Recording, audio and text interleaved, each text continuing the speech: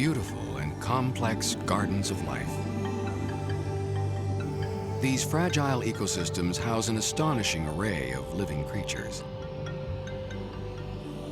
They are among the most important biological sites on Earth, providing habitat for countless fish and invertebrates. Even rainforests pale in comparison to the sheer number of species coral reefs contain. They are indeed nature's richest realm. Today, we'll journey to the Cayman Islands, site of one of the Caribbean's finest coral reef ecosystems. We'll study a fascinating mosaic of marine life, from the depths of the Cayman Trench to the shallow reef just a few inches below the surface. We'll also descend into dark waters at night to examine the coral reef's nocturnal residents. And finally, we'll look at efforts to create an artificial reef with the sinking of a former Russian warship.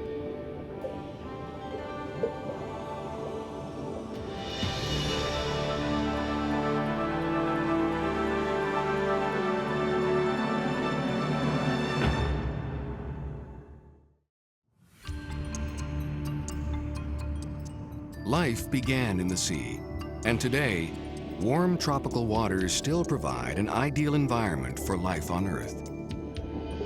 Tiny coral polyps form limestone structures that provide habitat to an unparalleled diversity of colorful and exotic species. When a diver or snorkeler swims over a coral reef, the sheer abundance of life creates a spectacle difficult to imagine. First to dazzle the eyes are the many species of brightly colored fish. The reefs provide them with shelter, protection from predators, and food. Upon closer inspection, a new realm is discovered in the reef's jagged surface, the domain of the marine invertebrate. This is where some of the world's most exquisite and bizarre creatures make their home. Coral reefs are certainly one of our planet's greatest natural attractions. Due to their abundance of species and immense ecological complexity, they are frequently compared to tropical rainforests. But in terms of sheer abundance of visible animal life, even the mighty rainforests take a back seat.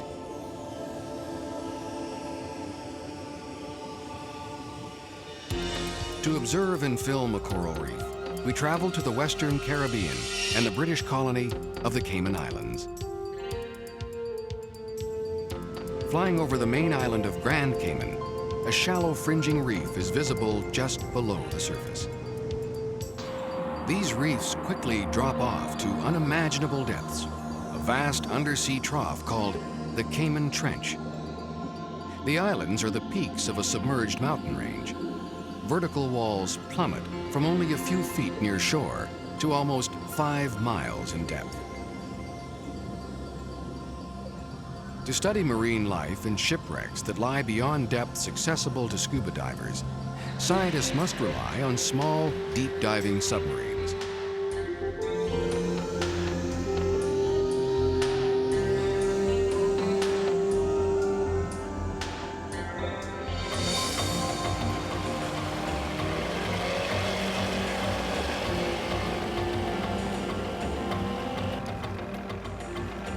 At Grand Cayman, we boarded 2 PC-8 research submersibles.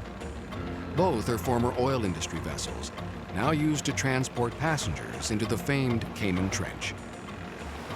The PC-8 is a 1-atmosphere submersible, which experiences no change in pressure, allowing dives to as deep as 1,000 feet without the use of special gases or decompression stops.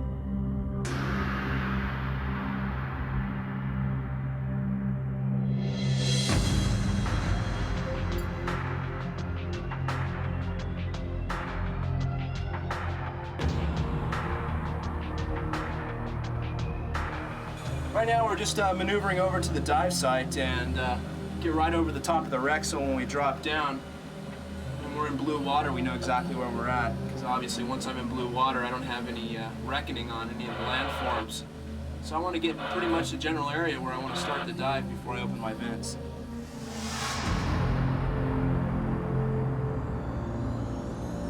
Releasing ballast, the sub slowly drifts downward along a shallow slope. At 200 feet, light begins to dissipate, and the waters become a deep blue color. At 300 feet, the slope steepens into an almost vertical wall, a drop-off that plummets 6,000 feet to the ocean bottom. After a few hundred feet, the concentration of corals and other marine animals begins to taper off. Life at these depths is directly related to the amount of daylight that penetrates the water. At approximately 200 to 300 feet, the sub enters a zone called the sponge belt. Here, sponges sheltered from the turbulent waters of the shallows can grow to massive sizes. An enormous elephant ear sponge, hundreds of years old, measures over 15 feet across and 18 feet from top to bottom.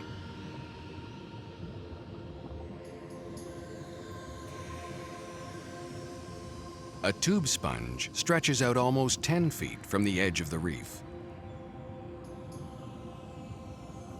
Marine life zonation is clearly evident during the descent, as some species disappear and others make their debut. At 700 feet, we discover the first of several deep-dwelling animals. A gigantic sea fan spreads its branches outward to catch tiny particles of food suspended in the water.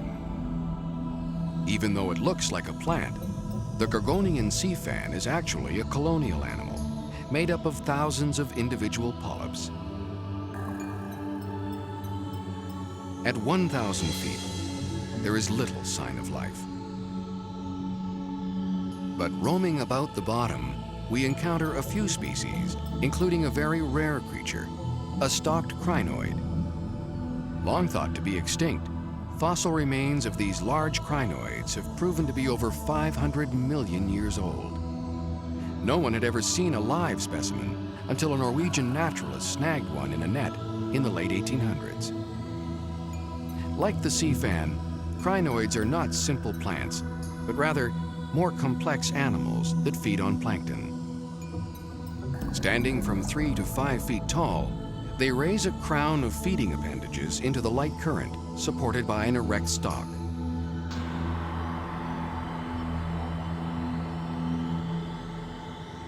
Doubling back, we encounter the eerie remains of a ship, the Kirk Pride, a freighter that sank in a storm in 1976.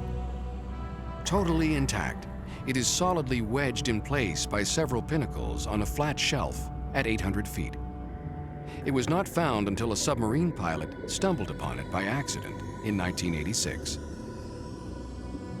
In the wheelhouse, the ship's telegraph is forever fixed in the all-stop position. The engineer's lever is frozen in the abandoned ship position.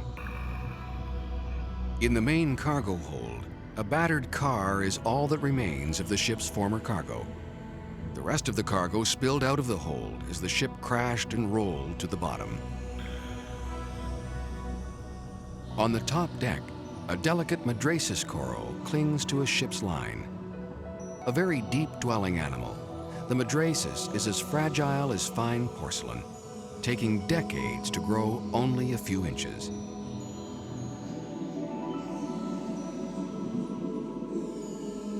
After visiting the wreck of the Kirk Pride, our pilot maneuvers the submarine back up the steep wall. Slowly ascending, light once again became visible from the surface.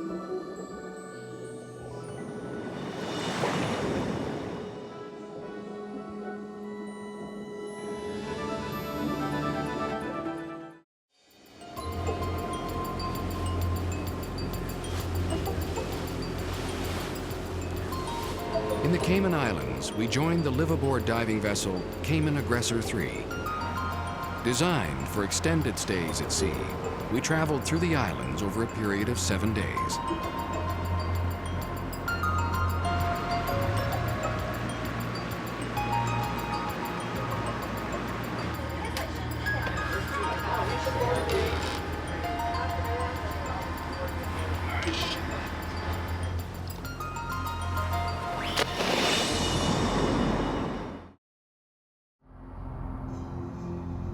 Individual coral animals, most of which exist in colonies, are the primary building blocks of the reef.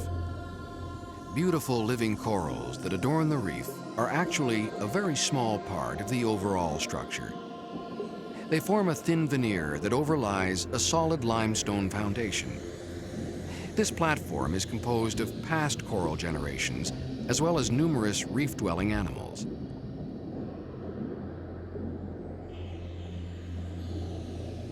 Sponges have the least complex body structure of all multicellular creatures. Nature's vacuum cleaner, they are extremely efficient filter feeders. Water is drawn through the sponge's surface into its interior. As water passes through, food and oxygen are filtered out. The water exits into the body's interior cavity and out the animal's one or more large excurrent openings. A typical sponge can pump water equal to 4 to 5 times its own volume every minute. Sponges come in all shapes, sizes, and colors. Some are quite small, while others, like the barrel sponge, can attain a height of over 6 feet.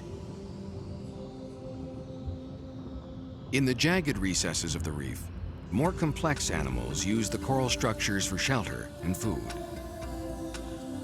The most frequently observed crustaceans are the decapods. Their family includes shrimp, crabs, and lobsters.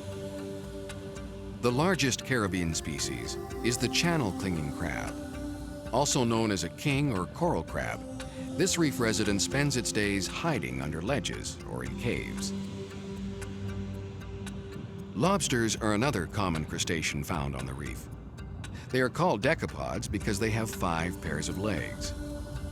They do not have claws for protection, but rely on sharp spikes that cover their carapace, hence their name, the spiny lobster.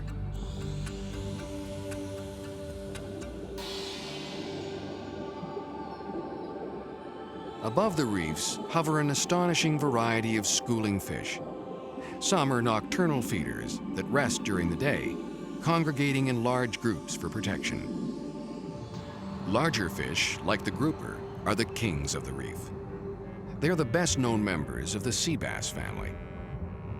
Grouper are solitary carnivores that live near the bottom. They're hermaphroditic, beginning life as females, but changing to males with maturity.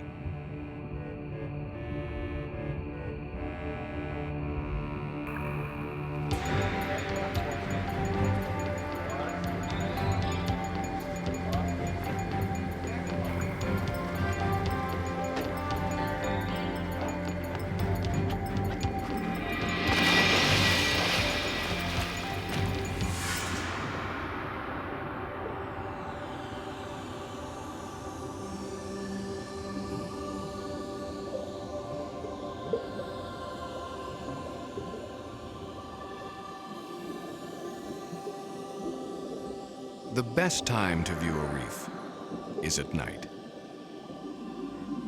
Daylight tends to dull the vibrant colors of coral and other marine animals. With the aid of artificial light, the true vivid colors of the reef come alive. Creatures not seen during the day come out at night to forage for food.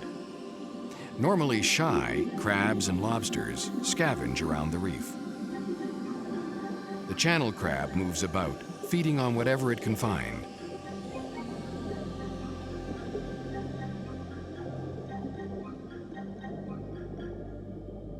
One of the smallest and most bizarre residents are arrow crabs. With long spider-like legs, the arrow crab measures only a few inches across. On a sand flat beside the reef, a lone lobster makes its way across the bottom. Caught in the open during the day, it would make an easy meal for a large fish. Lobster populations are declining in many parts of the Caribbean due to overharvesting. However, in the Cayman Islands, they are protected and flourish in great numbers. A basket star spreads its long arms into the light currents, filtering the water of minute animals. They have 5 arms that repeatedly subdivide into numerous branches, resembling tentacles. This striking specimen is a juvenile drumfish. They have an extremely elongated front dorsal fin that makes them a tempting target for larger fish. Many fish actually sleep at night. Some find a hiding place before they fall asleep, while others simply drop to the bottom, where they are easy prey for eels and other predators. Sea turtles, although rare in other parts of the world, are a relatively common sight in the Cayman Islands. The green sea turtle is one of 6 species found in the wider Caribbean region. The Cayman Islands are one of the few places in the world that actively breed sea turtles. Endangered species are raised in captivity for eventual release into the wild. Perhaps the most striking animal at night is the reef octopus. They hide during the day and never venture out into the open unless it's dark. Here, a vibrantly colored specimen displays its remarkable hunting techniques. Creating a net with its 8 arms, the octopus engulfs a fish.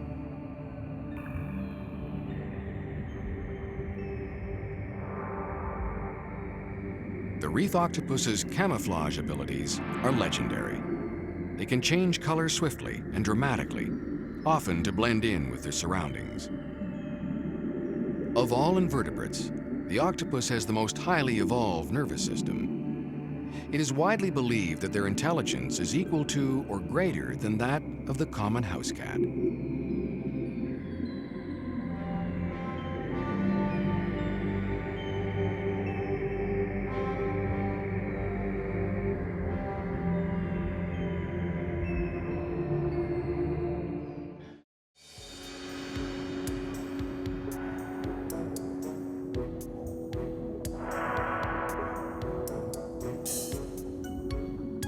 Between coral reefs lie sandy areas called flats.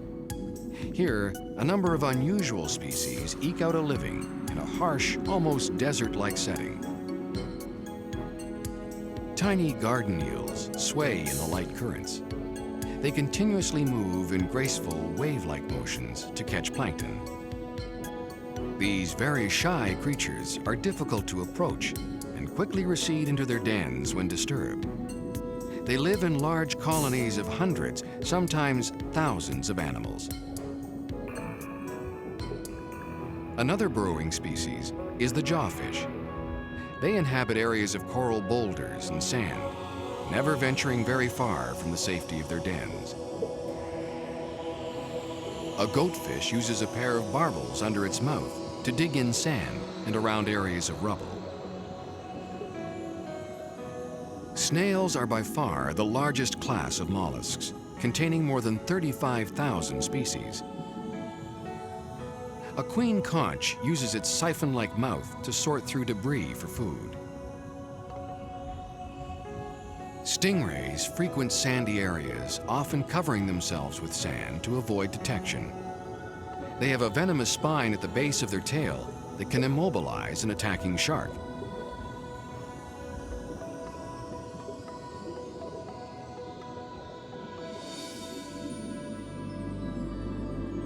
One of the world's most famous dive sites is located in a shallow sandy flat near Grand Cayman. For over 10 years, Stingray City has delighted snorkelers and divers with an exciting animal encounter. The population of Stingray City and other nearby sites has grown to over 150 animals. The friendly rays are a delight, although they are frequently aggressive in their search for food. In their quest for a tasty morsel of squid, the rays go from diver to diver, swirling around until the food is discovered. A dive master with squid is like a Pied Piper of sorts, with several rays in tow. The reason for this unique behavior is no mystery. For decades, fishermen have anchored on the flats to clean their catch. The rays discovered discarded scraps of fish, and through years of conditioning, now associate boats with food. Even though they do have a venomous spine on their tails, the rays have proven to be harmless, with no recorded incidents. The only danger here are the ravenous fish that hang around looking for food.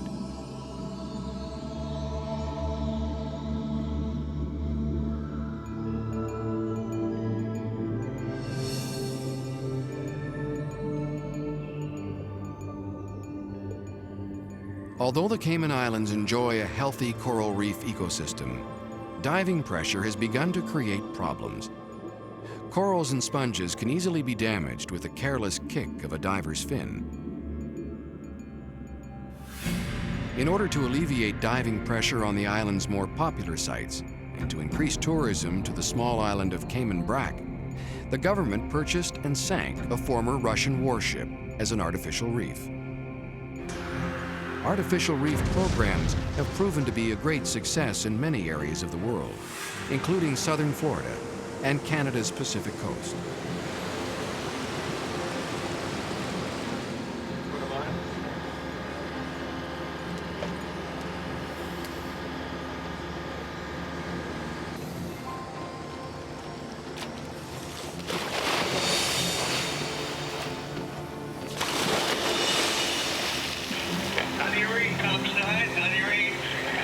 There's the top side, Rob, and Jim, we have you loud and clear over. That's really deep. The ship was mothballed by the Soviets, and it faced an undignified fate in a Cuban scrapyard. Sold by the Cubans to the Cayman government, the ship was then carefully readied for a safe, ecologically sound sinking. A product of Russia's Atlantic Fleet, the 330-foot missile frigate had a top speed of over 60 knots. In the days when it was operational, the ship carried a crew of 11 officers and 99 enlisted men. Now her passageways and quarters await new residents: fish, invertebrates, and other undersea creatures. Coming up on the ship here, looks like they did a remarkable job of sinking it. There's just a slight list to port, otherwise it's perfectly upright. An interesting thing about this shipwreck is a number of the areas have been cordoned off to make it hard for diver access, and I guess that's a safety concern, and I can well see it's a really complicated ship inside. There's so many different passageways that it'd be very easy to get lost. As you can see, a number of species of fish have moved in as well. Probably in a few years, all this top decking here that's exposed to the currents will be completely encrusted in various types of coral. This destroyer of peace, a former machine of war, is now a haven for marine life. Over time, this ship will become an impressive artificial reef.